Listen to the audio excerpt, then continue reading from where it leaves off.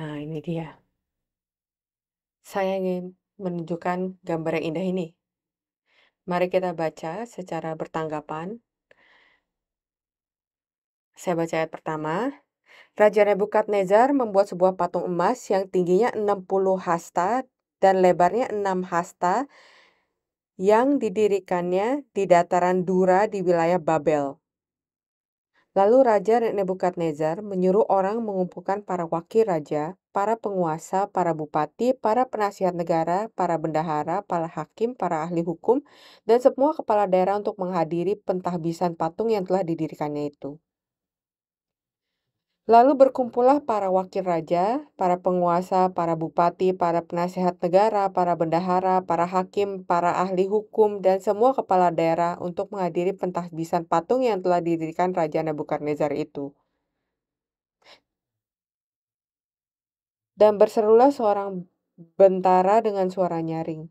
Beginilah dititahkan kepadamu, hai orang-orang dari segala bangsa, suku bangsa, dan bahasa. Demi kamu mendengar bunyi sangkakala, seruling, kecapi, rebab, gambus, serdam, dan berbagai jenis bunyi-bunyian, maka haruslah kamu sujud menyembah patung yang telah didirikan Raja Nebukadnezar itu. Siapa yang tidak sujud menyembah akan dicampakkan seketika itu juga ke dalam perapian yang menyala-nyala.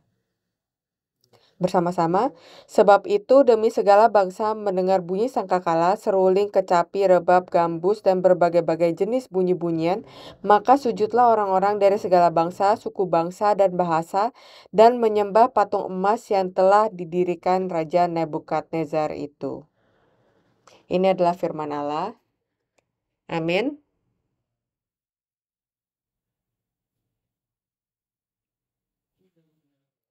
Raja Nebukadnezar, ingat kan pelajaran sebelum ini? Ia memiliki sebuah mimpi. Mimpi mengenai patung. Apakah kamu bisa ingat? Kepalanya adalah emas, dadanya, tangannya perak, perutnya perunggu, dan kakinya dan telapak kakinya besi, dan telapak kakinya setengah besi, setengah tanah liat. Bagian mana yang melambangkan Babel? Bagian mana yang melambangkan Babel? Itu minggu lalu kan? Bukan 1 bulan yang lalu. Kamu melihat ke arah mana? Bagian mana? Kepala dari emas itu kan yang menggambarkan Babel. Nah, beberapa waktu kemudian, Raja Babel yang memiliki mimpi itu membuat patung yang terbuat dari emas keseluruhannya. Dan apa yang dikatakannya? Dan seluruh patung itu melambangkan apa? Babel.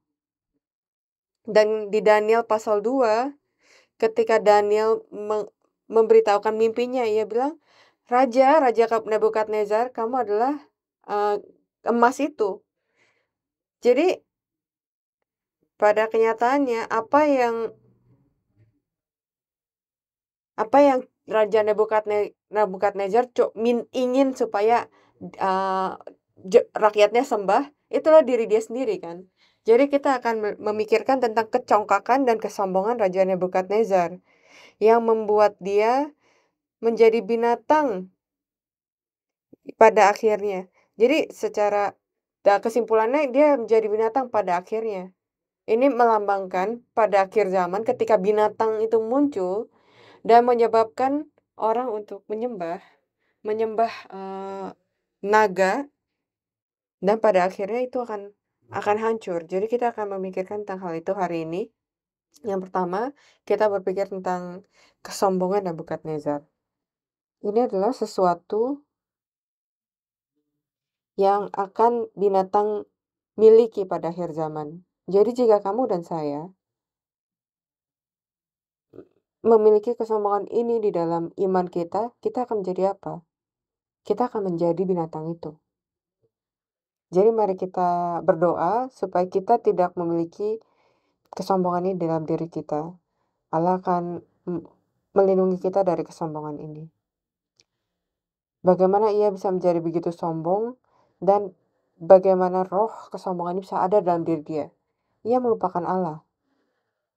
2 tahun setelah deportasi, Nebukadnezar memiliki mimpi itu yang Daniel ingat dengan bantuan Allah dan dia tafsirkan. Itu minggu lalu kan? Dalam 1 minggu, itu minggu lalu kan? Saya benar-benar benar-benar bertanya nih karena saya tidak bisa ingat. Mungkin karena seiring dengan rambut saya, ingatan saya juga hilang. Dalam 1 minggu, 18 tahun telah berlalu. 18 tahun kemudian, itulah ketika Raja Nebukadnezar membentuk patung ini. Apa yang terjadi dalam 18 tahun? Ini adalah 18 tahun yang kita tidak boleh punya. Dalam 18 tahun, Nebukadnezar lupa akan Allah. Karena setelah mimpi itu dan penafsirannya, ia memuliakan Allah. Ia mengetahui dan mengenal Allah dari Daniel. Daniel pasal 2 ayat 47, berkatalah Raja kepada Daniel, sesungguhnya lah Allahmu itu Allah yang mengatasi segala Allah dan yang berkuasa atas segala raja dan yang menyingkapkan rahasia-rahasia sebab engkau telah dapat menyingkapkan rahasia itu. Jadi ia mengenali Allah kita, Allah Daniel dan memujinya. Tapi setelah 18 tahun, ia berputar melupakan Allah dan sekarang ia mencoba membuat diri dia sendiri sebagai Allah. Ini menunjukkan kepada kita, walaupun saya adalah orang yang percaya sebelumnya, bukan berarti tidak berarti saya tidak akan menjadi binatang pada akhirnya. Karena saya telah melakukan begitu banyak pekerjaan di masa lalu, bukan berarti saya tidak bukan berarti saya tidak akan memulai menyembah diri saya sendiri. Yang kedua, kesombongan telah menguasai Nebukadnezar. Ketika seseorang melupakan Allah dan kasih karunia-Nya, kesombongan akan datang. Dan aku, berhala, mengambil tempat Allah. Dan hal ini terjadi dengan tiba-tiba dan benar-benar mulus tanpa kita sadari. Dan ini adalah sesuatu yang harus sangat hati-hati. Kenapa? Karena itu adalah tahta dari binatang itu dan itu adalah tahta dari setan. Itu apa? Kesombongan kita. Kesombongan kita saat kita melupakan kasih karunia Allah, kesombongan kita masuk. Dan ia akan menyiapkan tahta untuk setan, untuk duduk dan mulai memerintah hidup kita. Kita berbicara tentang Nebukadnezar dan kadang-kadang kita sering berpikir kita adalah Daniel bukan Nebukadnezar. Tapi sekarang saya membawa kamu dan mungkin sedikit memaksa kamu kalau ada kemungkinan kalau kamu bisa menjadi Nebukadnezar. Apakah itu tidak mungkin? Itu mungkin saja. Jadi mari kita berdoa sebagai perlindungan, mari kita berdoa supaya Allah bisa melindungi kita dari hal ini supaya tidak terjadi. Tapi ini jadi pada saat kamu menjadi sombong, ketika kesombongan itu masuk dan mulai aktif, saya bisa pikirkan 2 cara yang umum. Yang pertama, ketika kesombongan saya menyerang, ketika seseorang berkata, "Kamu jelek." Jadi kesombongan saya mulai keluar. "Kamu lebih jelek." Saya bukan bilang kamu ya. Atau yang kedua, atau situasi kedua,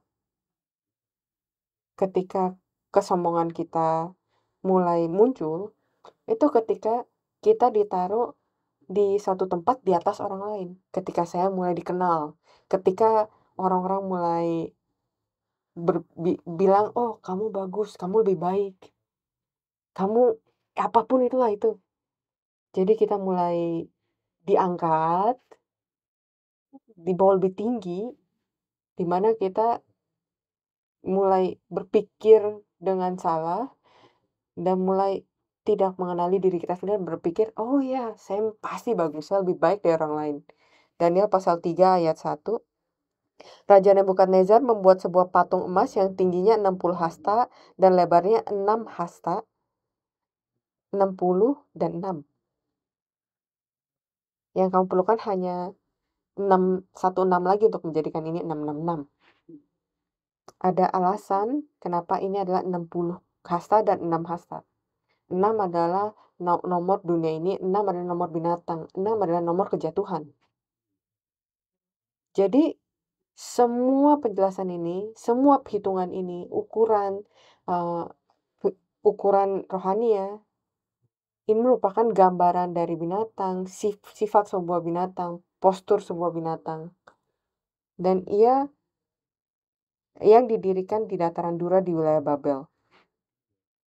Jadi Babel, mari kita pikirkan Babel yang ada di Wahyu, di kitab Wahyu.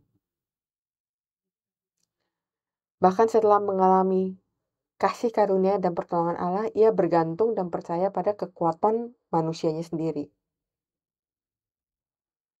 Ini adalah satu hal, bahkan pendeta atau orang orang yang ada di gereja.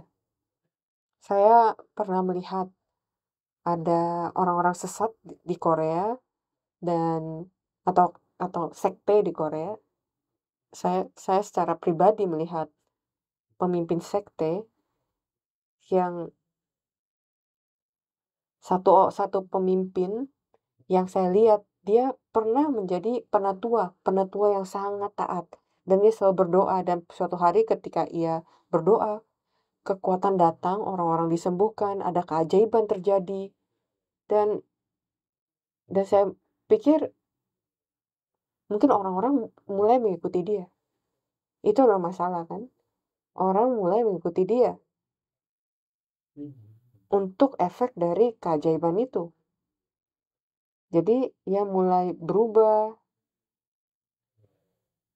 himne, khotbah Alkitab, dan dia mulai berkata kalau ia adalah Tuhan. Yesus gagal dan ia adalah orangnya. Ini adalah sekte yang sangat besar. Dia telah wafat, mati, tapi ini adalah sekte yang sangat besar. Dan yang memiliki bisnis di dalam grup, memiliki korporasi, memiliki uang yang banyak, tanah yang banyak.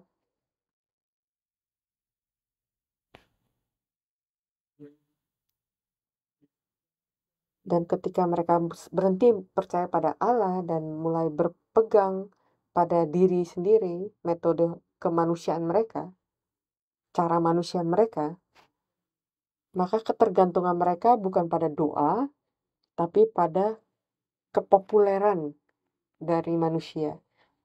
Hal berubah, bahkan orang yang pernah kudus atau bergaya kudus,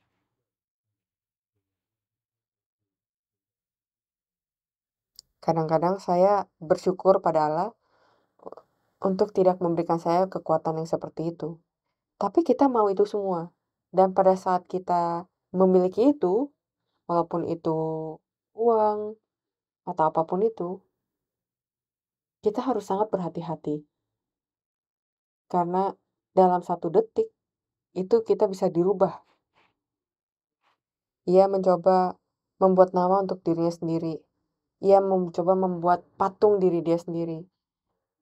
Seperti orang yang membangun patung Babel, ia mencoba membangun nama mereka sendiri. Dan bukannya memuliakan nama Allah. Efesus pasal 2 ayat 2, kamu hidup di dalamnya karena kamu mengikuti jalan dunia ini, karena kamu menaati penguasa kerajaan angkasa, yaitu roh yang sekarang sedang bekerja di antara orang-orang durhaka. Yesaya pasal 14 ayat 12, wah, engkau sudah jatuh dari langit, hai bintang timur, putra fajar. Bahkan malaikat jatuh. Putra fajar, engkau sudah dipecahkan dan jatuh ke bumi, hai yang mengalahkan bangsa-bangsa.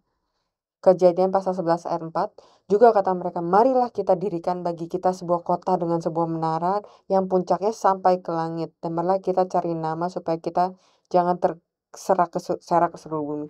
Mereka memiliki kesalahpahaman kalau nama mereka, kayak mereka bisa sampai ke surga atau bahkan memiliki sedikit bagian dari apa yang bisa Allah lakukan. Mereka salah paham. Mari kita dirikan kita sebuah kota, mari kita cari nama supaya kita jangan terserak ke seluruh bumi, katanya. Apa yang kita katakan? Memuliakan Allah, melakukan pekerjaan Allah. Saya berdoa supaya kita tidak melakukan ini untuk mencari nama kita sendiri. Satu-satunya nama yang harus kita puja adalah Yesus Kristus, Allah Bapa kita. Amin. Yang kedua, mari kita analisa dosa Nebukadnezar. Nama Nebukadnezar muncul 15 kali dalam Daniel pasal 3. Itu yang ia coba lakukan, mencari nama untuk dirinya sendiri. Yang pertama, dosanya adalah dosa menentang Allah. Daniel pasal 3 ayat 1, kita telah baca ini. Wahyu pasal 13 ayat 15. Dan kepadanya diberikan kuasa untuk memberikan nyawa kepada patung binatang itu, sehingga patung binatang itu berbicara juga dan bertindak begitu rupa, sehingga semua orang yang tidak menyembah patung binatang itu dibunuh.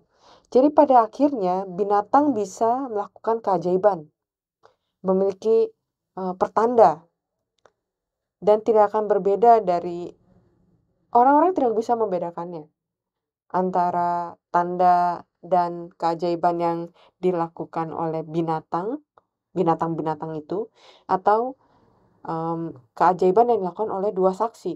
Dia akan berkata, orang ini melakukan hal yang sama. Dia pasti orang yang benar kan? Yang asli kan? Jadi satu hal yang kita harus yakini dan kita harus berhati-hati, kita tidak boleh hanya melihat dan berpegang pada fenomena fisik, keajaiban, pertanda. Apa yang harus kita pegang?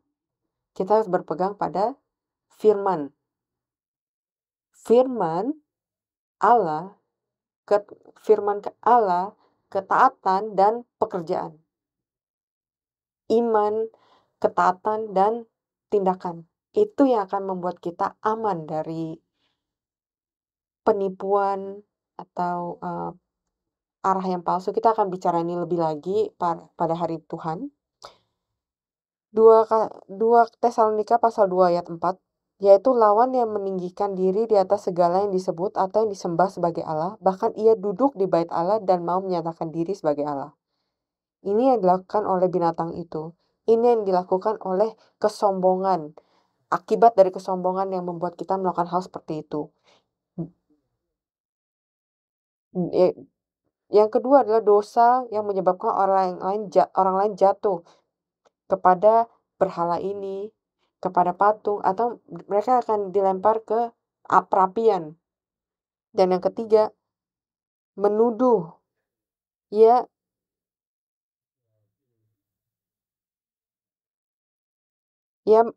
Dosa menentang Allah. Yang kedua, ia menyebabkan orang lain jatuh. Yang ketiga, ia menuduh atau membawa tuduhan terhadap orang-orang kudus Allah yang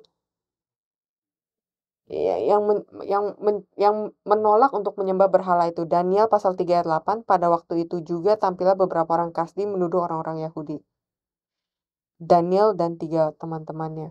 Amsal pasal 25 ayat 23, angin utara membawa hujan, bicara secara rahasia muka marah.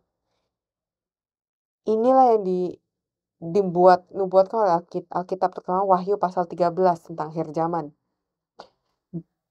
Wahyu pasal 13 ayat 6, dan ia membuka mulutnya untuk menghujat Allah, untuk menghujat namanya dan kemahnya, yaitu mereka yang diam di surga.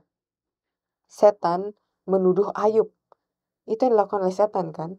Naga besar menipu dan menuduh orang-orang kudus Allah. Jadi mari kita tidak terkejut seperti yang dikatakan oleh Yesus. Jangan terkejut ketika kita sedang dituduh. Wahyu pasal 12 ayat 9-10. Dan naga besar itu si ular tua yang disebut iblis atau setan yang menyesatkan seluruh dunia. Pendeta Abraham Park berkata, penipu adalah pendosa dan itu juga adalah dosa jika kamu ditipu. Kesalahan siapa? Orang yang menipu Itu juga adalah kesalahan kita dan kerugian kita ketika kita ditipu. Mari kita berdoa, kita memiliki, kita tidak bisa ditipu, kita tidak boleh hanya menyalahkan penipu, tapi kita tidak boleh ditipu juga.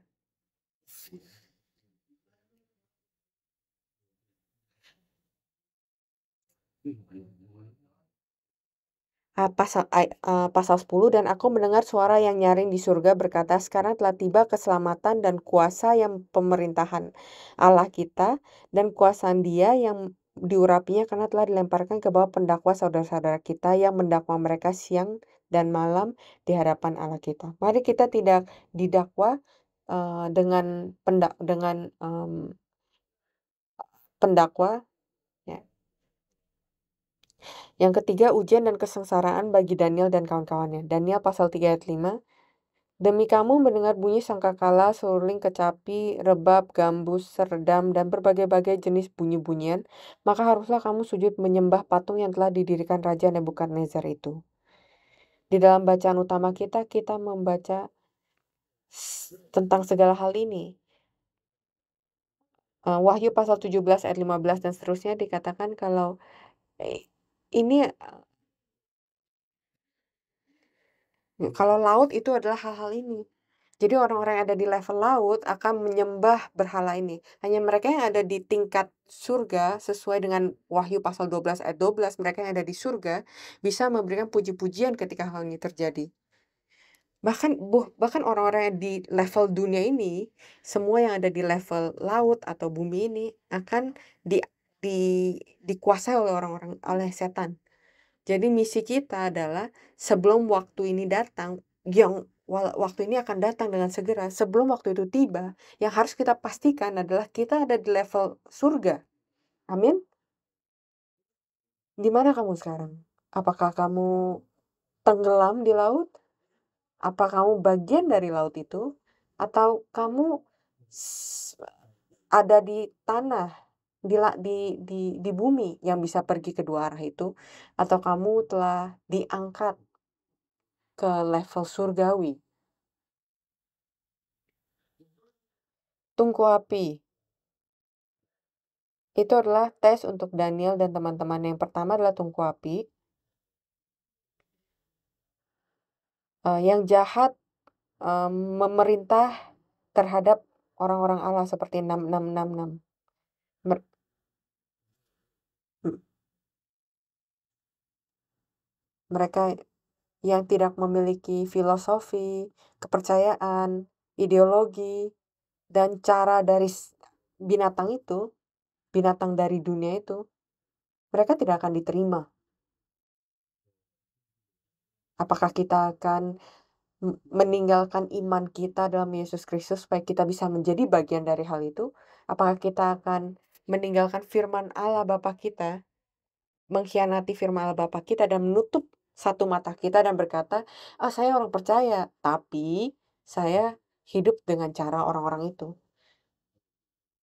Jangan biarkan mereka menyadari kalau saya adalah orang percaya yang sejati. Tungku api itulah konsekuensi untuk menjaga iman. Mana yang akan kamu pilih? Apakah kamu pilih tungku api atau kamu pilih, eee, patung emas? Mereka yang tidak jatuh dan siapa yang tidak sujud menyembah akan disampaikan seketika itu juga ke dalam perapian yang menyala-nyala. Sebab itu demi segala bangsa mendengar bunyi sangkakala, seruling kecapi, rebab, gambus, dan berbagai-bagai jenis bunyi-bunyian, maka sujudlah orang-orang dari segala bangsa, suku bangsa, dan bahasa dan menyembah patung emas yang telah didirikan Raja Nebukadnezar itu. Daniel pasal 3 ayat 6-7. Yang kedua, tesnya adalah tuduhan. Kita tidak suka dituduh. Ayat 8-12, pada waktu itu juga tampillah beberapa orang Kasdi menuduh orang-orang Yahudi. Berkatalah mereka kepada Raja Nebukadnezar, "Ya Raja, kekalah hidup tuanku. Tuanku Raja telah mengeluarkan titah bahwa setiap orang yang mendengar bunyi sangkakala, seruling kecapi, rehab, gambus, serdam, dan berbagai-bagai jenis bunyi-bunyian harus sujud menyembah patung emas itu." Dan bahwa siapa yang tidak sujud menyembah akan dicampakkan ke dalam perapian yang menyala-nyala. Ada beberapa orang Yahudi yang kepada mereka telah Tuanku berikan pemerintahan atas wilayah Babel, yakni Sadrak, Mesak, dan Abednego. Orang-orang ini tidak mengindahkan titah Tuanku ya Raja. Mereka tidak memuja dewa Tuanku dan tidak menyembah patung emas yang telah Tuanku dirikan. Saya benar-benar berdoa supaya kita bisa menjadi Sadrak, Mesak, dan Abednego. Apakah kamu takut? Jadi, kesimpulan, kita akan berbicara tentang Daniel dan 3 temannya dan iman dia berikutnya. Tapi kesimpulannya, kebanggaan menyebabkan jatuhnya kekuatan besar. Kebanggaan menyebabkan jatuhnya banyak orang-orang beriman. Amsal pasal 11 ayat 2, jikalau keangkuhan tiba, tiba juga cemooh, tetapi hikmat ada pada orang yang rendah hati. Semoga kita bisa menerima hikmat ini. Allah akan rumah orang congkak dirombakan Tuhan, tapi batas tanah seorang janda jadikannya tetap. Amsal pasal 15 ayat 25. Amsal pasal 18 ayat 12. Tinggi hati mendahului kehancuran, tapi kerendahan hati mendahului kehormatan. Jadi ini adalah tanda pada saat kita menjadi tinggi hati, sombong, arogan, itulah tanda kalau kehancuran akan datang. Semoga tandanya tidak pernah datang pada diri kita. Saya benar-benar berbicara ini dengan hati yang penuh doa. Tapi kerendahan hati mendahului kehormatan.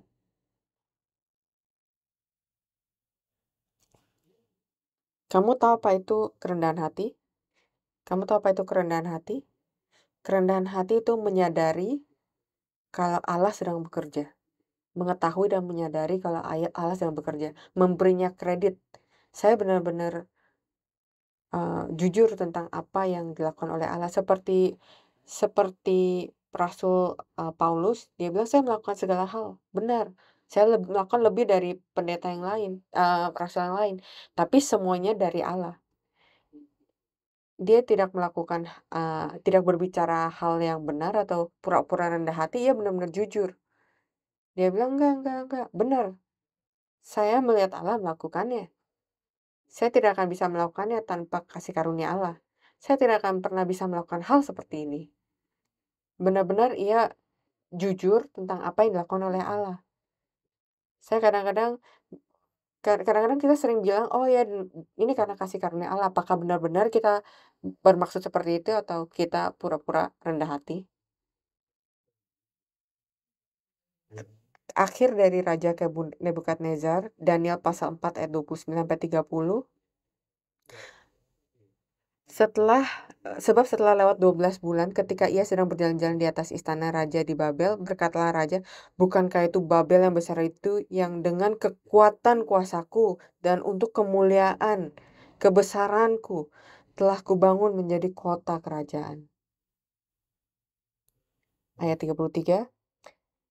Pada saat itu juga terlaksanalah perkataan itu atas Nebukadnezar dan ia dihalau dari antara manusia dan makan rumput seperti lembu dan tubuhnya basah oleh embun dari langit sampai rambutnya menjadi panjang seperti bulu burung Raja Wali dan kukunya seperti kuku burung.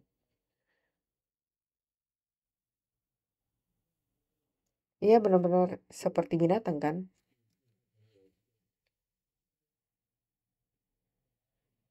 Bagian terakhir saya akan baca bacaan dari C.S. Lewis yang judulnya Mere Christianity atau Kekristenan Belaka. Di buku ini ia berbicara tentang kesombongan, dan ada bagian dari buku itu, ia bilang, itu kesombongan yang telah menjadi penyebab utama kesengsaraan di setiap bangsa dan setiap keluarga sejak dunia dimulai. Ini adalah musuh terbesar untuk manusia. Selama Anda sombong, kamu tidak bisa mengenal Tuhan. Orang yang sombong selalu memandang rendah terhadap hal lain dan orang, dan tentu saja selama Anda melihat ke bawah, Anda tidak dapat melihat sesuatu yang ada di atas Anda. Jadi Allah di atas kamu, tapi kamu tidak bisa melihatnya jika kamu sombong. Bagaimana mungkin orang yang jelas-jelas termakan oleh kesombongan dapat mengatakan bahwa mereka percaya kepada Tuhan dan tampak sangat religius? Saya khawatir itu berarti mereka menyembah Tuhan khayalan atau Tuhan imajinasi mereka. Mereka yang dimakan oleh kesombongan, dia bilang mereka tidak benar-benar percaya kepada Allah mereka. Mereka punya Allah Tuhan imajinasi mereka. Mereka secara teoritis mengakui diri mereka bukan apa-apa di hadapan Tuhan. Mereka pura-pura rendah hati, tapi mereka membayangkan Tuhan imajinasi mereka menyetujui mereka, menganggap mereka lebih baik daripada orang biasa. Kamu setuju pada kata-kata ini?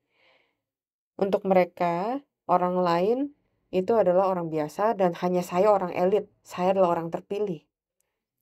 Yaitu mereka membayar 1 sen kerendahan hati kepada Tuhan imajinasi mereka dan mendapatkan eee, kesombongan senilai satu pound atau satu pound, $1 terhadap sesama manusia. Karena kebanggaan adalah kanker spiritual. Ia memakan menghancurkan setiap kemungkinan akan kasih, kepuasan, atau akal sehat.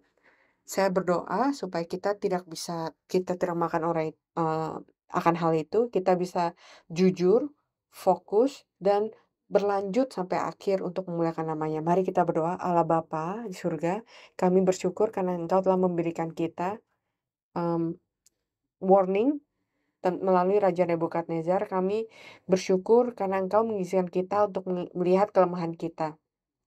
Bergantung pada dirimu dan Bapa, kami bersyukur karena Engkau melakukan pekerjaan-Mu yang besar melalui kita. Tolong bantu kami melalui Rasul Paulus untuk bisa jujur menyadari kasih karunia-Mu, firman-Mu, dan memberikan kemuliaan kembali kepadamu. Dan Bapa, kami percaya kalau Engkau akan terus bekerja melalui gereja Zion dan anggotanya. Mereka yang anggota-anggota kita yang sedang sakit, kesusahan, memiliki masalah pekerjaan, masalah hubungan, kesehatan, keluarga. Bapa, kami bersyukur supaya keselamatan-Mu ada bersama dengan mereka. Bantu mereka dengan memberikan mereka solusi. Bantu mereka, Bapa, dengan memberikan kepada mereka kasih karunia-Mu, hikmat-Mu. Tolong bantu setiap dari diri kita, Gereja Zion, untuk bisa berkumpul bersama, memuliakan nama-Mu dengan kemenangan yang telah Kamu berikan pada setiap dari kita. Kami bersyukur atas kasih karunia-Mu dalam nama Yesus Kristus. Kami berdoa dengan penuh rasa syukur. Amin. Mari kita berikan puji-pujian pada Allah Bapa. Saya akan pindahkan audionya ya. Kita mungkin agak sedikit putus-putus.